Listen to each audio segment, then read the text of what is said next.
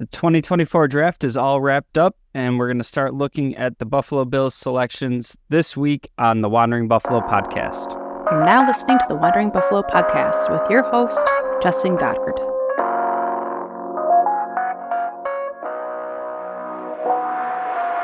Bills Mafia, welcome in, and thank you for joining me on another episode of the Wandering Buffalo podcast, a show on the Buffalo FamBase podcast network.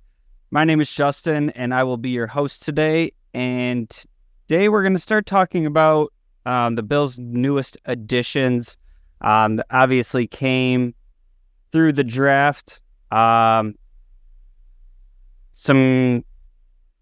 want to say some highs and lows, but honestly, there's not much about this draft that I don't like. Obviously, this is from the immediate reaction, the seeing the names, the kind of like projecting fits.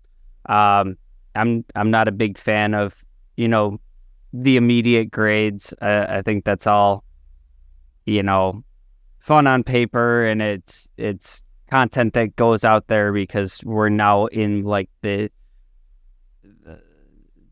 desert that is the off season. So, it's something that fills the void. But my initial reaction is this might be my favorite draft since Bean has been to Buffalo. Obviously taking Josh Allen out of the equation. But just kind of the way that he sets himself up before the draft to kind of fill holes. And then the way that he attacked the positions of need that we still had on this team and kind of built out looking towards the future while an eye on, immediate success. I think it kind of had a little bit of everything for me. And I think my overall takeaway from this, and this is going to be kind of the exercise we do today, is not so much breaking down the players themselves. We got plenty of time to do that throughout the summer. But just kind of the way Bean attacked the draft from what this team needed. And I think like the order he did things, I really enjoyed. The way he moved around in the draft to kind of go after his guys, while also sliding around, moving back, collecting more picks. I think we as fans so often have the eye on like the immediate success, and we're down to stretch the cap, we're down to trade away all of our picks to go up and trade the next 3 years worth of draft picks to go get Marvin Harrison Jr. All that stuff that we love to do as fans. Like, it's fun, don't get me wrong, but at the same time, like, these guys are building teams that they want to be successful for the next 10 years. These guys are trying to put together teams year in and year out that aren't going to get them fired. So, there's a certain amount of the approach of like, screw it, trade everything, let's go win a Super Bowl. And, we saw it work for the Rams. I'm not sure that's a model that I would want to go after. So I like the way that this kind of reset some of the needs, kind of address positions that Bean actively decided to kind of reset the money on and get younger at. And I think that this has a chance to make us better now and certainly lays the groundwork for future years. So we'll start off right in round one. I'm just going to kind of run through real quick who the players were in case, you made it to this podcast somehow and didn't pay attention to the draft. But round one, we trade back twice and move out of the first round altogether. Moving back to pick 33, ends up being wide receiver Keon Coleman. I'm back in the second with the pick of Cole Bishop, safety. DeWayne Carter, defensive tackle. Ray Davis, running back. Sedrick Van Pran-Granger, who's a center. This one's fun. Have some grace with me on this one. We'll work through it. Edefuan Ulofoshio, linebacker, Javon Solomon, edge, Tylan Grable, offensive tackle, Daequan Hardy, cornerback, and Travis Clayton, guard out of England. So right off at the top, Keon Coleman. If you've listened to the show, Keon Coleman was not my target at wide receiver. There's a lot of names that I wanted before Coleman, and here we are. So I'm not going to sit here and, brood and be mad at the Bills, all this. There's different flavors of receiver, and he wouldn't have been the flavor that I was going for. But now that, kind of the hay's in the barn, it makes total sense to me. You lost Gabe Davis. This is kind of, for easy way of looking at it, this is the improved version of Gabe Davis. Better route running, better hands, better speed, more consistent, but he's still going to give you that, the blocking ability, all the kind of intangibles that the team loved from Gabe Davis. And don't get it twisted. They absolutely loved Gabe Davis. And if, it wasn't for him going out and getting a $15 million contract, if he could be a cheap player to be on this roster again, he would still be on this team. It was just kind of a decision to let that money reset. And I think this is also kind of with the idea in mind of, they were planning on replacing Gabe Davis in this draft. They weren't planning on replacing Diggs. I think that Diggs situation just kind of popped up, and they took their medicine and took an L on that one, but it wasn't in the plans. So that kind of gets me to the point of, were we going to see that position fully replaced in 1 year? And I think that was kind of the idea that started being in the heads of, let's make a major move up and replace Diggs in 1 year. To me, this kind of signals like we like the guys we have, but it's also like on a 2-year plan. And we'll see what happens. There's still a ton of offseason to go. There could still be a trade in the works. But as it stands now, I'm kind of really excited to see what this group we have assembled looks like. Like I said, my flavor of receiver for this draft was going to be more of a separator. But there's also, some factors that we haven't really seen yet of, like, I find myself continuously kind of sleeping on Curtis Samuel no matter how excited I am for him. And I think it's just kind of, like where he's played and like who he's played with. I don't know about you, but Washington football hasn't been very exciting. That hasn't been my go-to team to watch. But looking at, the speed element that a lot of people wanted, the separation element that I wanted, the ability to move them all over the field, Curtis Samuel has all of that. Curtis Samuel's been productive with terrible quarterback play. So I think kind of low-key shakes out a little bit better than I'm giving it credit for. Then you add in Shakir, who absolutely blew up last year. Kincaid, Cook, there's options all over the place. Knox. So I'm excited to see how it works out. And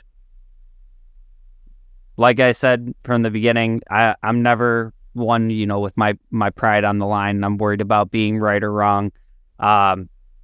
Keon Coleman wouldn't have been my choice.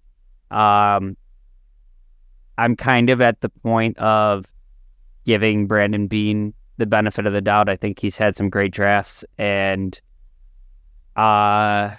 pretty much at every turn when I think I know something that Beane doesn't know, I've been wrong. I wanted Josh Rosen and not Josh Allen. Last year, I was super concerned about the middle linebacker position, and the year before didn't understand the Bernard pick. I was wrong about that. Just all kinds of things that I've been wrong about.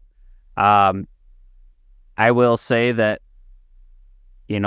the immediate aftermath of the draft, the first videos we're seeing of Coleman, he seems like he's going to be super fun, super easy to root for. And I'm not afraid of coming out and saying I was wrong about a player. And I sure hope that I get to end up being wrong on this one. Cole Bishop in the second round. This is a position that, again, if you listen to the shows, I talked a ton about how, Bean and McDermott and Babbage have been able to develop safeties, and I'm not worried about, a significant investment in the position. We kind of already addressed the position. Take a flyer on a guy late in the draft and let McDermott and Babbage coach him up and develop him. That being said, this is a guy that I pretty consistently tried to get when I was doing mock drafts. I think all those things that I've said about the position remain true. I still trust Babbage and McDermott to coach these players up. And I just kind of think about what the safety position has looked like and meant for this team with, late round picks, converted cornerbacks, cast-offs from other teams. And it's super hard not to get excited about, a guy coming in that has actual pedigree and, is expected to be an impact starter. So I think we did round out some depth there in the offseason. I think that being said, at the very least, to start the season, Bishop's going to be, in sub packages. I think there's a good chance that before the season even starts, he's a starter. If not, I think throughout the season, he ends up being a guy that's starting for us. So love that pick. Then moving into DeWayne Carter. Again, not somebody that was super high on my radar. Pretty much these picks going forward, this is going to be where we get more in depth as we move throughout the offseason. But just positionally, defensive tackle, edge, these are two positions that I talked about all throughout the offseason of how, yes, I want to add a lot of receiver talent. I also had edge, safety, and defensive tackle as, kind of my other priority needs on this team. So we get three of my biggest needs knocked out first 3 rounds. A lot of people didn't like the trade back with Kansas City. That nets us this pick to be able to take Carter in the third. I think just being able to work behind the guys in front of him and Ed Oliver and Daquan Jones, and he's going to get significant snaps as a rookie, but giving him some time to develop, really become an impact player, and this is a pick that I also get myself really excited about.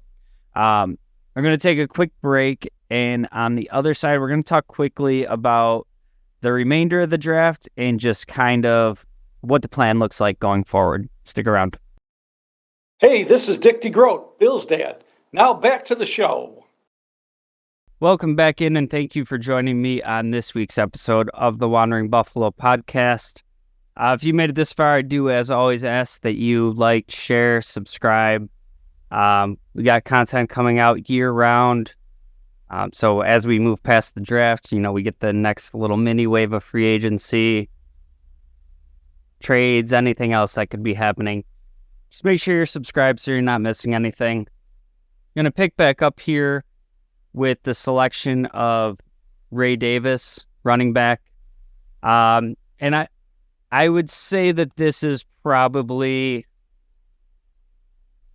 kind of the first area where, at least positionally, I would have kind of had a different approach. Like I said, there's there's a lot of guys in this draft, being in the scouting department, put in way more work than I do. So the names themselves aren't so much what I look at immediately after the draft, as much as like, did they see similar positional needs? For me, I would have been looking towards edge a little bit earlier. About this time in the draft, I kept seeing Muhammad Kamara sitting there, a guy that I really wanted the Bills to go get. We obviously see them add Javon Solomon and just a few more picks here. So I would have had edge as a little bit of a higher priority, but I do like the addition of running back here. It was a pretty glaring need for this team, and hopefully we get some high upside here, and it's, that number 2 running back position isn't something that we have to be thinking about every offseason. It's part of the reason why I would have deprioritized this is, we've seen the Bills add guys like Ty Johnson that were kind of really cheap deals that were afterthoughts, and we've gotten great production out of players like that. So it wasn't like a super urgent need for me, but still a need nonetheless. Next pickup was center Sedrick Van Pran-Granger, quite the mouthful there. And this is a pick that actually gets me really excited. Obviously, we let Mitch Morse go this year, right? And, we're talking about moving McGovern to center.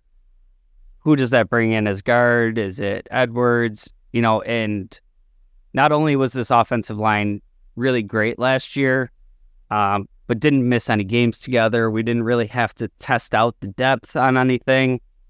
And, then we move into this offseason and we're starting to shuffle the deck. So I didn't love that. But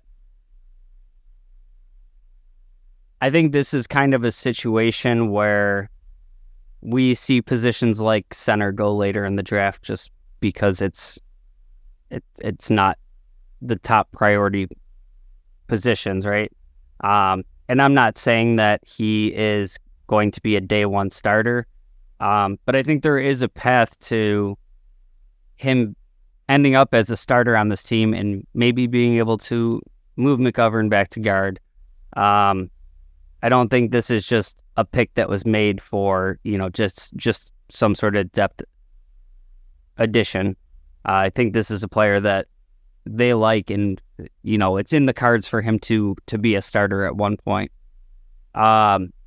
Next pick, linebacker. Oof. I'm going to have to get used to this one. Edefuan Ulofoshio. And just in general, kind of here through the rest of the draft, I like the way they attacked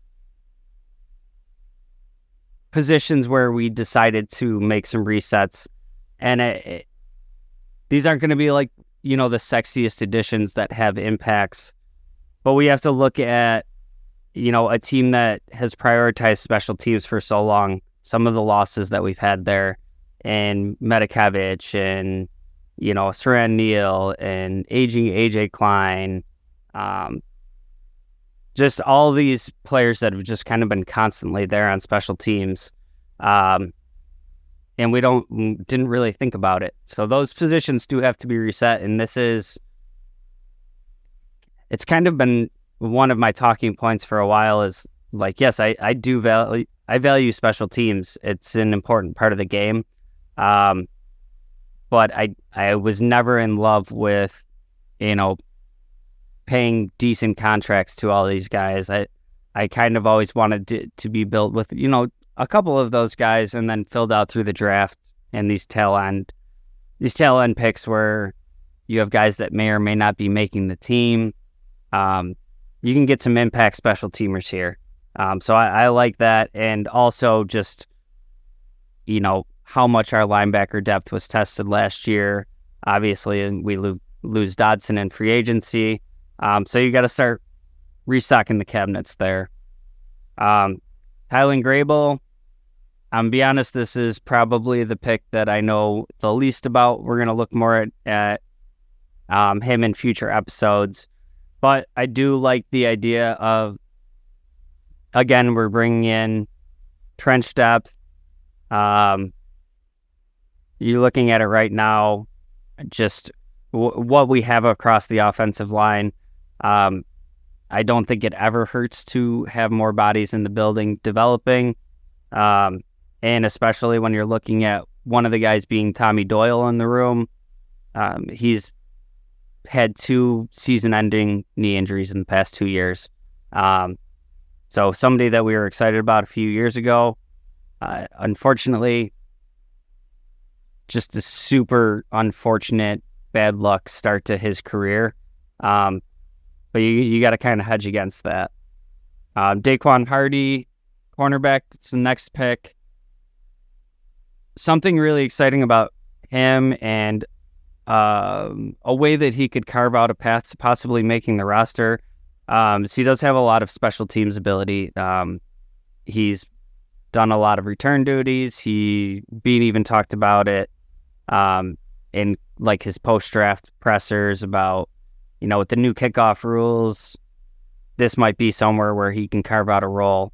So I think that's exciting to have in the mix because our return duties are kind of up in the air right now. Hardy handled a lot of that last year. He's obviously gone now.